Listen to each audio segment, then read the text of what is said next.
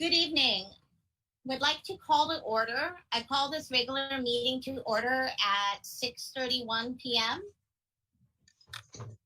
Pledge of Allegiance will be led by Chair Velasquez. So, one hand over our heart. Ready to begin.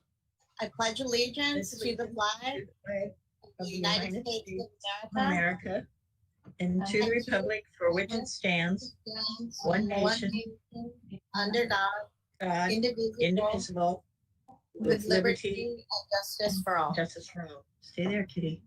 Thank you. Oh, man. Adrian, please call the roll. Chair Velasquez, Present. Vice Chair Webster, Present. Commissioner Cabot, Present. Commissioner Cordero, and Commissioner Shea. Present.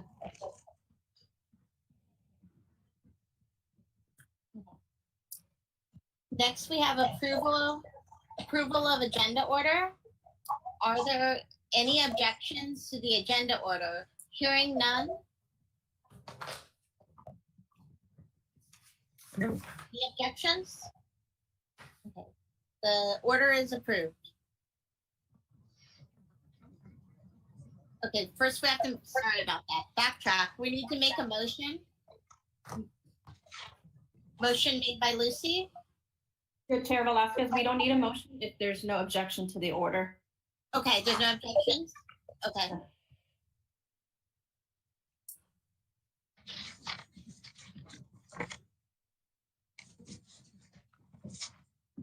And then order is approved.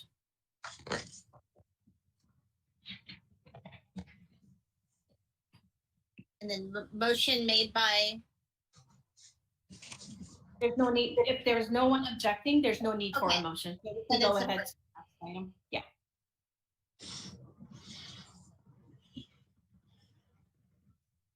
and then Adrian, please. So we move on to Adrian next. No, we're gonna move on to my section next, if you're okay with me taking over for this section. As there's no need to make a motion. So I'm just gonna continue on. Tonight's meeting is live streamed on cable channel 3 and our online platforms. Please email all public comments to Lucy Hakobian, LHAKOBIAN @sgch.org, no later than the time the item is considered by the commission tonight. Comments will be read for up to 3 minutes each. Comments received after the end of the public comment section will be forwarded to the commission after the meeting. If you wish to be added to the distribution list to receive commission agendas, please email your request to Lucy Hakobian. Thank you.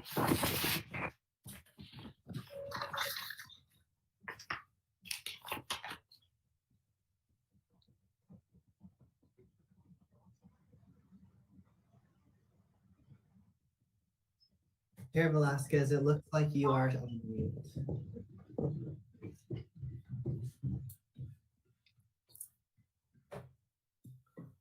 Chair Velasquez, can you hear us? Okay, There you go. there you go. Next, we have a presentation, a COVID-19 update. Lucy will provide the report. Thank you. During the summer months, we held in-person concerts and movies in the park. However, it was socially distanced to provide the needed safety measures. Event goers were given their own spots to sit in and enjoy a concert or a movie with their own households. This year's Halloween will be modified to a drive-through event. There will also be a virtual costume contest for ages 12 and under. And for the Dia de los Muertos event, we will be offering a drive-in concert, an altar viewing, and an Art in the Arbor activity for families. For the after-school program, staff have capped the participation at each of the elementary schools. There is no mixing of cohorts from other programs. Participants' temperatures is checked for entering the program, and equipment that is used is sanitized. Even though the program is held outdoors, our staff continue to wear a mask just for extra safety measures. For the Jefferson Sports Program, although we will not participate in the 210 League for fall, However, we are offering a volleyball clinic for Jefferson students, which actually started today. If we were able to participate, athletes would have had to be tested before each game, and there are 2 games twice a week. And this was something that both city staff and the principal were in agreement with, that we wouldn't be able to manage. The volleyball program will adhere to all of the LADPH guidelines for reopening youth sports league. The city of San Gabriel is also collaborating with Herald Christian to provide booster shots. Vaccination is scheduled for Monday, November 22nd. It's a tentative schedule, and this will be held at the Mission Playhouse and the Adult Recreation Center. As more details becomes available, I will make sure to pass it on to our commission. Thank you. And just for the record, it is now 6:37 and we have Commissioner Cordero with us. Commissioner Cordero, can you hear us? I was having problems with my laptop. Glad to see you. Thank you.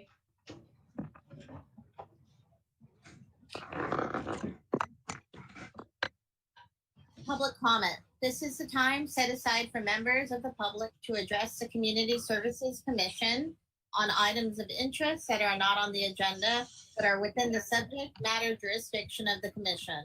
Pursuant to the Brown Act, the Community Services Commission cannot answer any questions or take any action until such time as the matter may appear as an item on future agenda.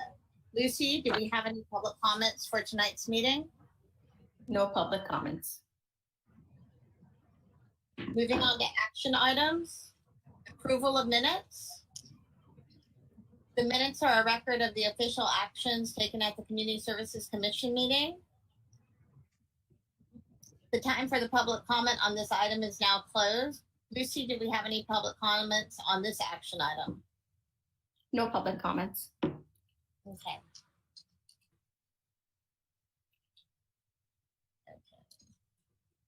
Yeah, now moving on to discussion items.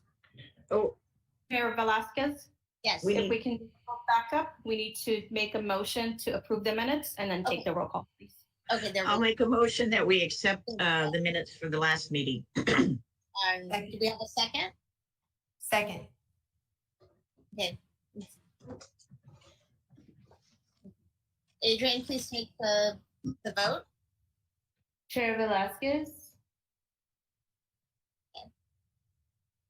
And the minutes are approved. oh, sorry. Motion made- No. Vote. So Chair Velasquez, was that an aye? I'm not here. I'm having audio issues. Chair Velasquez, we're taking a vote to approve the minutes. Is your vote, is it an aye, is it a yay or a nay? Yes, it's a yes. Commissioner, Vice Chair Huerta, Aye. Commissioner Cabot, Yes. Commissioner Cordero, Yes. Commissioner Shea. Aye. Motion passed by a vote of 5 ayes, 0 nays, and 0 abstentions.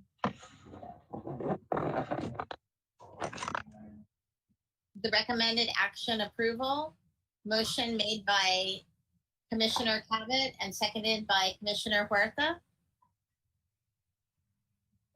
Moving on to discussion items. Summer in review. Staff will present the summer in review report and presentation pertaining to summer programming. The time for public comment on this item is now closed. Lucy, do we have any public comments on this discussion item? No public comments.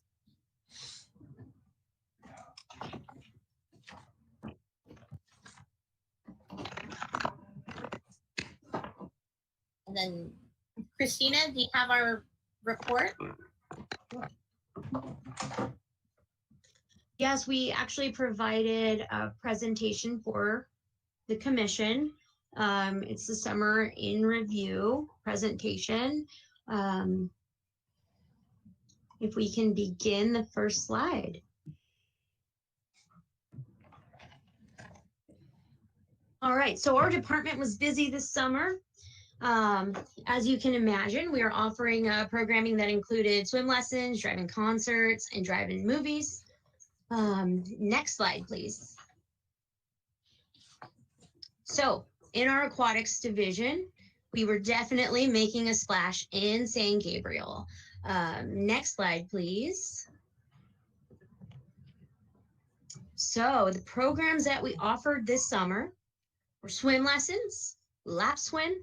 We offered a lifeguard certification course, pool reservations for community user groups, which included the San Gabriel Seagulls and the Mid-Valley Water Polo team.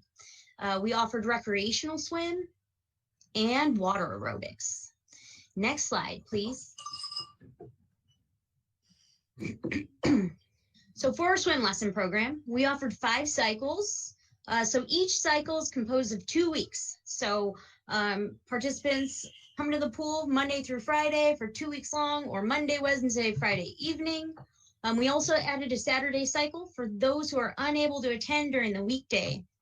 It was definitely a bit of a challenge for us, but we actually offered 2 modified cycles. So for the first month of summer, it was modified, meaning the parent had to be in the water with the child. Up here, you see a photo of that. And our lifeguards taught from the deck with masks on. As the guards grew more comfortable, and as we were able to establish those protocols at the beginning of the summer, we moved from a modified cycle to a limited class cycle. And that was for the remaining 3 weeks of summer. So parents were no longer required to participate with their children. Our lifeguards kept relatively small class sizes throughout the summer. For ages 6 months to adults, we had a total of 546 registrations. So that means 546 people came to our pool and they participated in swim lessons ranging from 6 months old to the adult age. Next slide, please. We also offered our lap swim program, which has been continuing throughout the duration of the pandemic. It's something, it's new.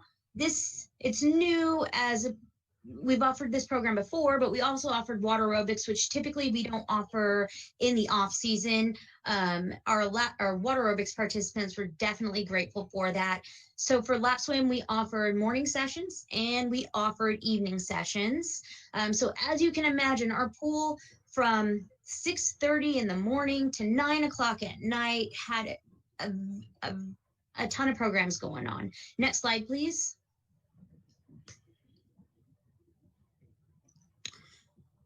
Recreational swim was offered. This was something that was not offered in 2020, but we felt that we can do it in a safe space. So for Tuesday nights, 1 night a week, which is typically our most well-attended night, we offered recreational swim and we offered online registration. Typically this is held on site. And an al fresco check-in. So typically you had to walk through the front of the pool, go through the locker rooms, and then exit out the locker room area. This year we were able to kind of adapt to the pandemic situation, and we were able to offer an al fresco check-in, which made everything outdoors. So it was relatively smooth process. So you'd register before you'd come to the pool, you'd stand in line out at the gate, and then we'd let you in. So at any time, so for the most part, you can attend our pool without having to go into the locker room. Our nightly participation varied. So the least amount of people we had was 42. The most amount of people we had at a night was 115. And as you can imagine, our average was in between there. We definitely got a lot of feedback from the community that they enjoyed this, especially with the hot summer nights. So this was something that we were able to offer those who just wanted to come in and cool off. Next slide, please. We also offered our San Gabriel summer camp this year. Next slide, please. So our camp, along with the swim lesson program, was 10 weeks long, and it was held at the adult center. So staff did a really great job adapting to all the protocols that were set. We had 22 to 51 participants per week. Most of our excursions were virtual, with the exception of the in-person excursion right down the street to Smith Park Pool, where our camp participants were able to hop in and cool off. So as you can imagine, staff did a lot of thinking outside the box to be able to make this program fun and exciting for kids throughout the summer. Next slide, please. We also offered summer concerts and movies and art in the park. So our parks were very busy this summer. Next slide, please. We offered 3 concerts at Vincent Lugo Park, along with 3 movies. We required pre-registration for these events. No fee required. We just wanted to monitor and track the amount of people that were coming in. And our nightly participation for each of those events varied from 115 to 180 people in the grass space. Our staff out there, again, cordoned off the space. We created barriers for each individual family to be able to participate and enjoy these concerts and movies from a safe distance from those outside of their household. Next slide, please. New this summer, we offered art in the park. So our staff was trying to be very creative and thinking of a way to be able to get the community outside in a safe space. So each week we had themed arts and crafts, and these were held at Vincent Lugo and Smith Park. We also did a great thing of adding community partners. So throughout the summer, at each art in the park, we either partnered with the police department or the fire department or the library to be able to come in and kind of show what they do, but also participate in our program. St. Gabriel residents had priority registration. The nightly participation was 25 families, and that was approximately 65 participants per event. And as you can see here, the ages varied. We had very young children to, I'm going to say, elementary school, middle school age children. It was a really great event. It's something that we got a lot of praise for from the community to be able to offer this type of program. Next slide, please. So this concludes our summer. As you can see, we had a very busy summer with our aquatics program, with our summer camp, and, you know, our park programs, trying to get people out in the park. Next slide, please. So this concludes our presentation. Commissioners, if you have any questions that I can help you answer or any comments, please feel free to do so at this time.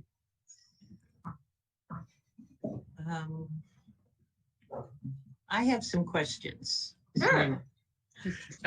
Regarding aquatics, I think it's amazing that you could keep this going during a pandemic, even though people were being careful. When you said you had a range from 42 to 150 participants in your open swimming, they weren't all there all at the same time. You're saying some would come and some would go. I mean, how did you manage 115 in the pool at a time? You couldn't, right? No, so at the beginning of the summer, we actually capped our pool at 60 participants. Okay. We wanted to see how we can manage that. And throughout the summer, we progressed that number. It became 75, then it became 100. But we wanted to keep track of every participant who came through our pool gates. So we made sure we had sign-in sheets and pre-registration and things like that. So that's how we were able to track and monitor that. But again, this was a progressive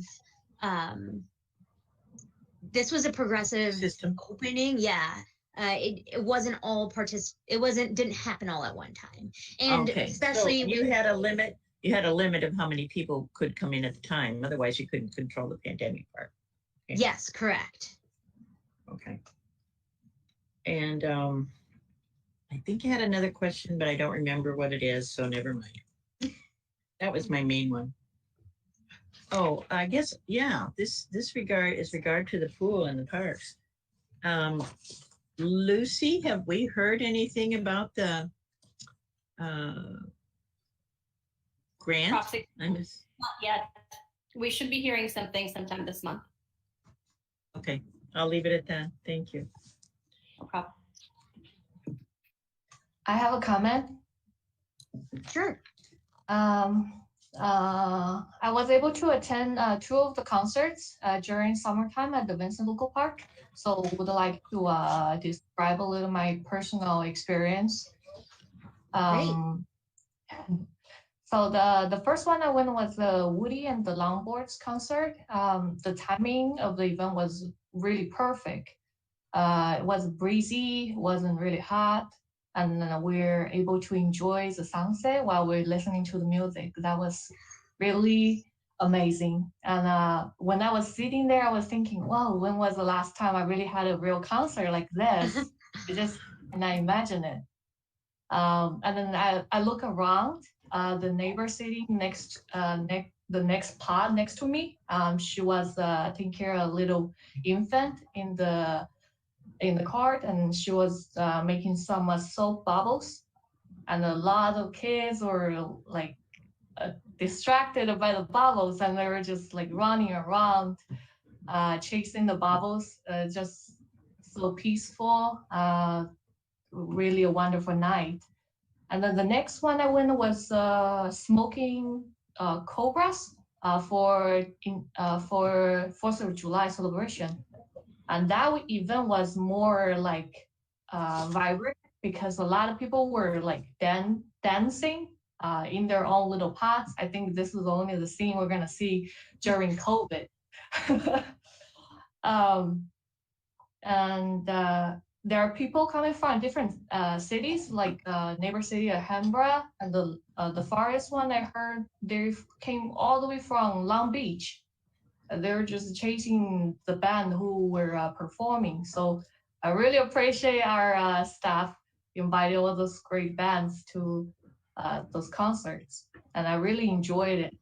And I feel so proud that I'm part of this community, and then other neighbors who are so jealous of us have all those resources we have over here and considerable staff members.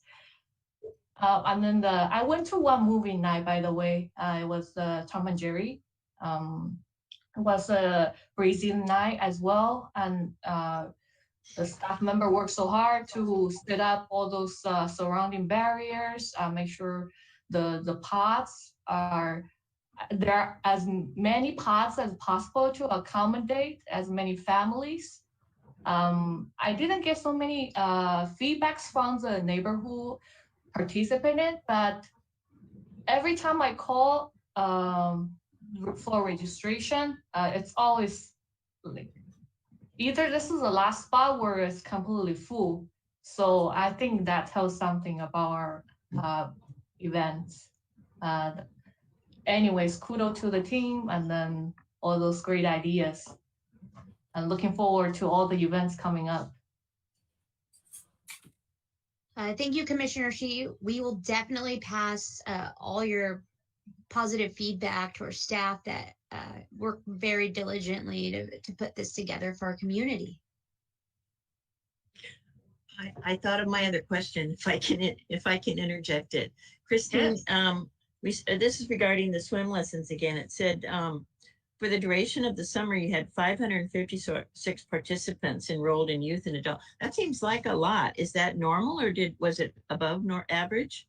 You know, that seems like a lot, but that's probably about a third of what we usually serve. We had to be conscious about space in our pool, and as you know, our pool's pretty limited in size. And then you also have to think about the shallow end is only so big, and we usually have more participation for the lower level classes. So really, we're only able to encompass about a quarter of the pool space for lessons. Oh, gotcha. Well, that's still very impressive. And I agree with Ting that, your team should be highly commended for all that you achieved in this really difficult time. It's just amazing. All right, I'll stop now. Thank you. I have a comment to feedback on the art in the park. My daughter attended probably most of the weeks in art in the park with her little girlfriends. And it was just such a fun Tuesday and Thursday to go together and just spend together every week, seeing your friends and seeing other people. And they made some of the cutest projects. Like this was a little octopus they made. And everything was so well thought out, and the themes. That was one of their pet days. It looks like Chester. Yeah.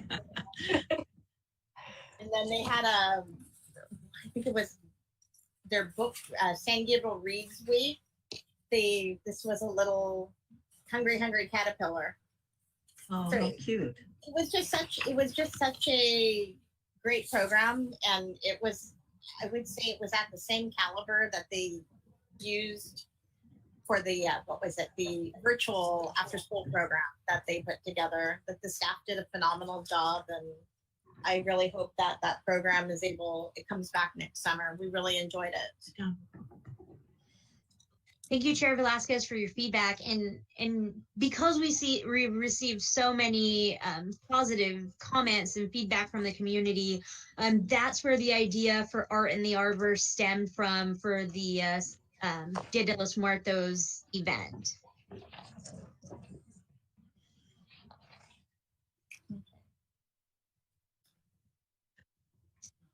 Okay, now we're moving on to our monthly department report. Staff will present the monthly department report pertaining to programming. The time for public comment on this item is now closed.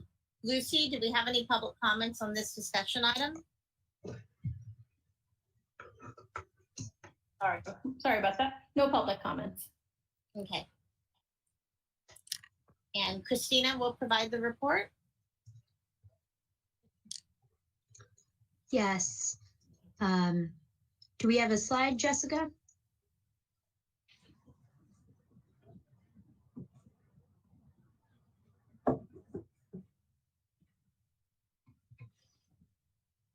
Okay.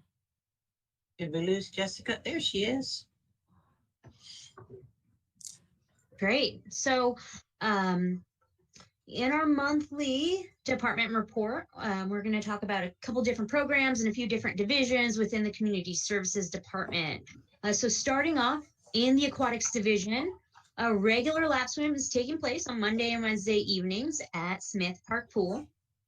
Our regular user group, the San Gabriel Seagulls, typically have a Halloween meet during this time, but because of the pandemic, they have decided to modify their meet, and they will have a virtual meet at Smith Park Pool on Saturday, October 30th. With contract classes, our staff has done a tremendous job working with instructors to provide classes that meet the needs of the public in a safe environment. So classes were reintroduced at the beginning of spring 2021, and the feedback that we got from participants was positive.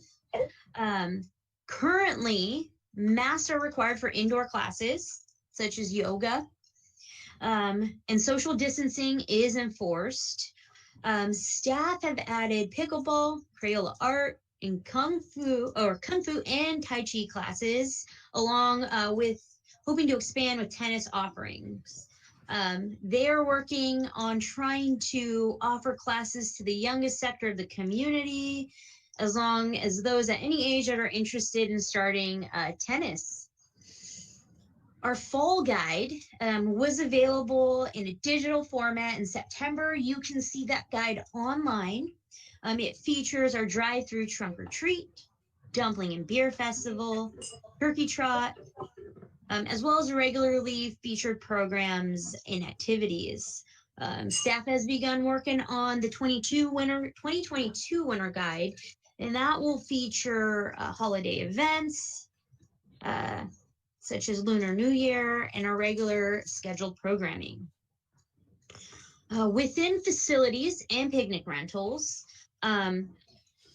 during the summer, the Community Services Office was mostly closed to the public with the exception of passports, services, and then the online class recordings. But during this time, we were able to do a couple, our community services staff and our public works staff was able to do a couple repairs in our community services building. So they were able to replace the flooring. So if you come to visit us, you'll see that the flooring within the office has been replaced. It's much more modern. It just looks really great. It will be available, hopefully will be available for rentals. And our classes are currently utilizing the spaces with the new flooring. They've also done some painting within the area, installing new baseboards. And we've gotten a lot of positive feedback on the enhancement of the buildings. Facility rentals are in full force at the Adult Recreation Center with no openings until 2022. So staff have done a really great job to try to rent out that space. The only modifications required by the county for facility rentals are for guests to wear masks inside facilities. Along with that, staff has improved the reservation process for picnic rentals. It's now an online form that's easily accessible on our city's website. In older adult programs, a lot of the programming for older adults was paused throughout the pandemic, with the exception of the drive-through meal program that we partner with the YWCA. With the reopening protocols and the availability of the vaccine and the boosters, we are hoping to reintroduce older adult programs to the city. And those programs are going to include social bingo, health and education lectures, table tennis, pickleball, and free art workshops. In youth programs, we have begun our in-person after-school programs at the St. Gabriel Unified Schools, which include Coolidge, McKinley, Washington, and Wilson Elementary Schools. And our attendance is ranging from anywhere from 25 to 45 participants each day at the school sites.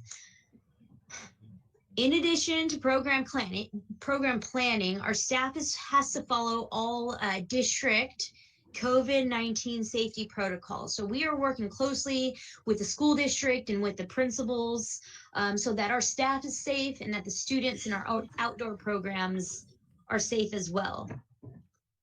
Jefferson Middle School traditionally was a part of the 210 League, which is a sports league that our staff would oversee.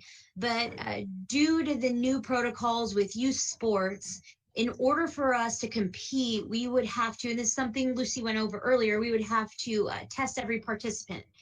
So we've worked with the school, and what we're offering is we're not offering competition, but we are offering skill-based clinics with the school. Today was the first day of volleyball. We limited that to 15 participants and required pre-registration. And I can tell you that there is a need. Our waiting list is huge. We also decided to offer a second, so this is a 4-week program. We also offered a second 4-week program for those who are unable to attend. And that session will begin October 25th. With special events, we have our drive-through trunk or treat on October 29th from 5:30 to 7:30. which will feature our local community groups handing out candy at decorated booths. This is something we did last year. We received a lot of positive feedback, and we're going to continue it this year. Pre-registration is required at stgabrielcity.com or by calling the Community Services Department. Along with the trunk or treat, we're also going to offer a virtual costume contest. So youth ages 12 years and under are welcome to enter in our virtual costume contest. The contest will feature 3 categories: spookiest, homemade, and most creative costumes. Each winner of the category will receive a gift card or certificate to a local business.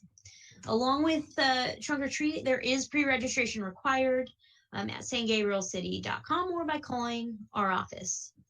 We also have our 46th annual Turkey Trot coming up on Saturday, November 20th, starting at as early as 6 a.m.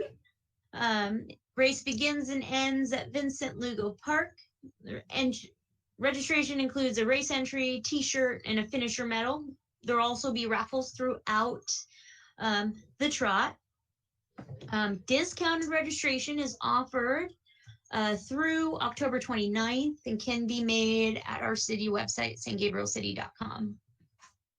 Finally, the last thing we have is our trips. So our very first trip took place this Friday on October 1st. It was a day trip to the Harvest Festival, which is an arts and craft fair at the Ventura County Fairgrounds. 15 people were enrolled with an escort or a volunteer trip lead. We are going to offer a few trips coming up, which includes a whale watching cruise and the Festival of Lights at the Mission Inn. And trips for the winter season will be announced in the upcoming weeks. This concludes our monthly department report. Commissioners, if you have any questions or comments, please feel free to do so at this time. I have one. Sure. This is, wow, such a packed calendar. You guys are, you always amaze us with all these creative ways of doing things. But I'm curious, how are you going to do the virtual costume contest? Is it going to be live? Are they going to take pictures of themselves and send it in? Or how are you going to do it? Yeah, we actually have Matthew Morales-Stevens here, who's overseeing this program, and he's going to tell you about it. All right. Thank you, Christina, and thank you for the question, Commissioner Huerta. So we'll be doing it similar to years past. So last year we also did a virtual costume contest. So there is a fillable form online. So if you view the October events website, you'll see our drive-through trunk or treat. You'll see our virtual costume contest, and then shortly you'll be seeing a movie in the park information go up there, which will be held on the same day as the drive-in trunk or treat event on October 29th at 7:30.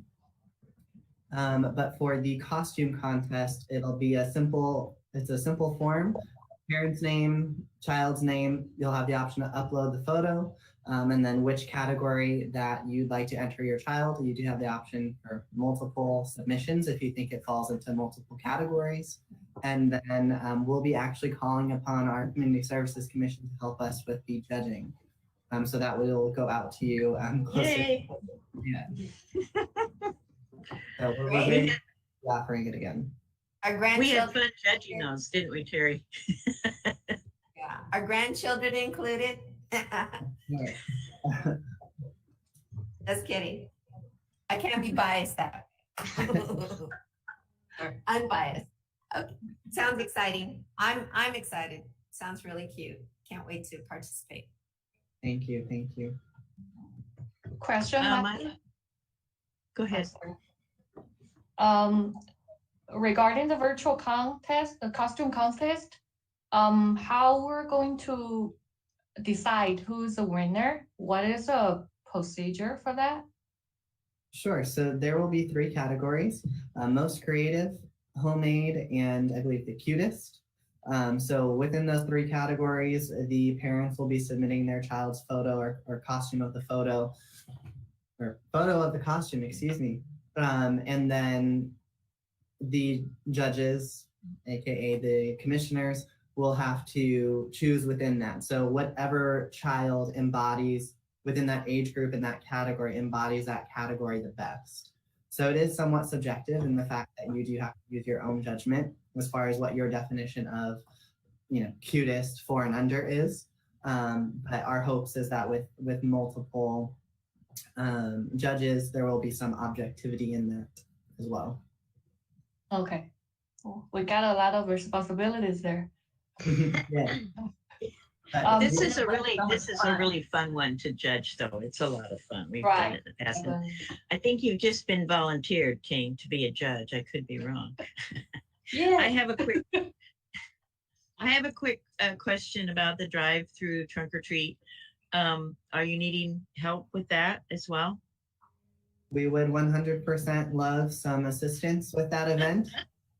We are anticipating that it will be substantially larger than last year, in the fact that we will have a live band performing while our participants are waiting to actually receive candy.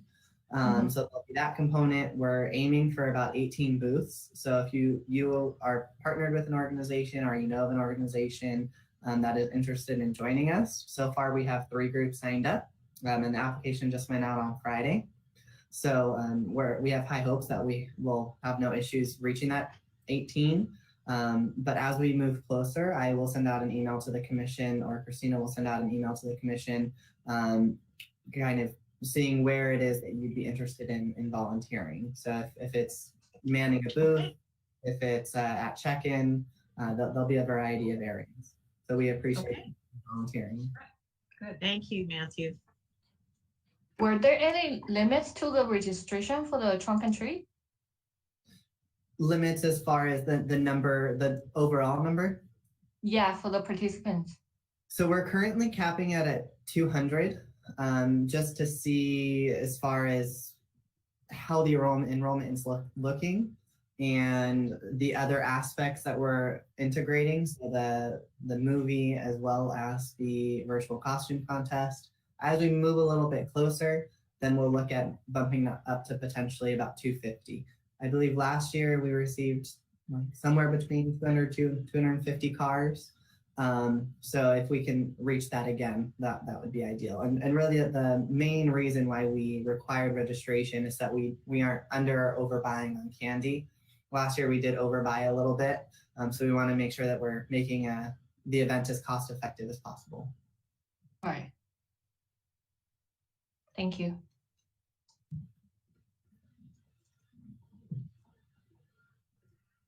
Do we have any other questions or comment at this time about the monthly department report?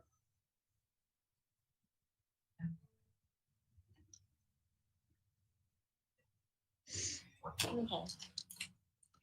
Moving on to dates to remember. Staff will present dates to remember for upcoming events, programs, and meetings. Christina, will you provide us with the report? Yes, so we have a few dates to remember this month. October 5th and 19th at 6:30 p.m. is our regular city council meeting. Friday, October 15th is our Dumpling and Beer Festival in the Mission District, and that will begin at 6 p.m. Friday, October 25th is the deadline for our virtual costume contest. And Friday, October 29th is our trunk or treat in the Mission Playhouse parking lot. And again, that begins at 5:30. I have a question. Did you say what movie was being played at the drive-in movie? No. Matthew, do you have that for us? So we are trying to get The Nightmare Before Christmas. So we're still working with the licensing company to be sure that that's something that we can secure. It is important to note that we, in our initial planning phases, that we were trying to do a drive-in movie, but that is transitioning into a movie in the park over at Vincent Lugo. Nice. That'll be a nice kind of fall movie that people can enjoy, hopefully. And that's also the what's the deadline to register for that? It will likely Yep. just so there won't be any registration for that one. It'll be just like our old movies. It is the First tentative plan. Yeah. So just first come, first serve.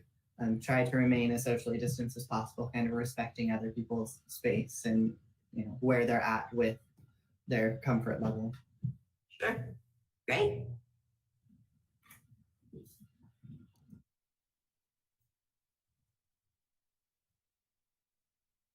I just want to clarify, it says city council in the city council chambers. They're still meeting virtually, right?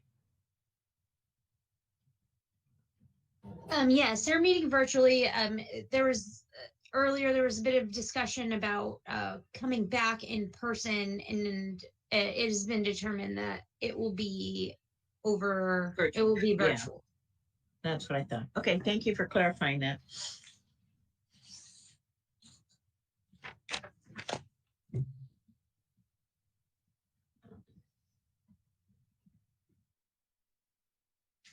Conference meeting reports. Each commissioner may address the Community Services Commission in public on matters of general information and or concern. This is also the time for commissioners to report on conferences or meetings they have attended. We'll start with Vice Chair Huerta. I haven't attended any meetings. So I have 0 to report. Wish I had, but no, I haven't. Okay, moving on to Commissioner Cabot. I haven't attended anything either, but I think that Vice Chair Huerta can be excused. She's had an awful lot on her plate with the 250th anniversary of the mission, and that was phenomenal. I understand I wasn't able to attend. I mean, you have a good excuse, Terry, is what I'm saying. Thank you. I think you probably have to make a lot of meetings for other people to attend. So good for you. You did an excellent job. I haven't attended anything.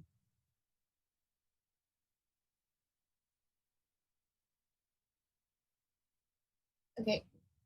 Moving on to Commissioner Cordero. No, I haven't attended any meetings. And no, I don't have an excuse. Okay, no problem. And I'll try better next time. And moving on to Commissioner Z. I didn't go to any meetings either. Okay. And I also have nothing to report. So next we can move on to staff comments. Staff members have the opportunity to address the commission and public on matters of general information and or concerns. I don't have anything to report at this time. Thank you.